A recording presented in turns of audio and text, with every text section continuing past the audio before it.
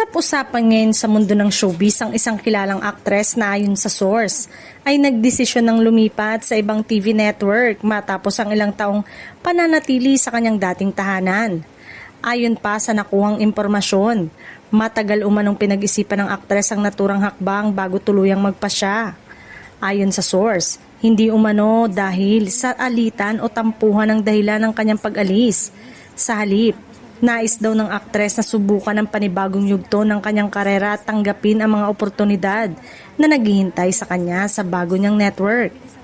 Marami rin umanong malalaking proyekto ang nakaabang para sa aktres kaya naman naniniwala ang ilang malalapit sa kanya na tama lamang ang naging desisyon niyang lumipat. Inaasahan ding mas maipapakita pa niya ang kanyang kakayanan sa mga proyektong hahawakan niya. Samantala, positibo naman umano ang naging reaksyon ng ilang mga taga-industriya na nakarinig ng balita. Para sa kanila, normal lamang ang ganitong hakbang sa showbiz lalo na kung makatutulong ito sa mas mahabang paglago ng karera ng isang artista.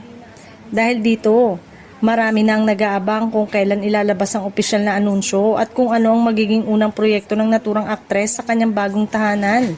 Habang wala pang inilalabas na pangalan, patuloy namang pinag-uusapan ng mga netizen kung sino ang tinutukoy sa blind item na ito.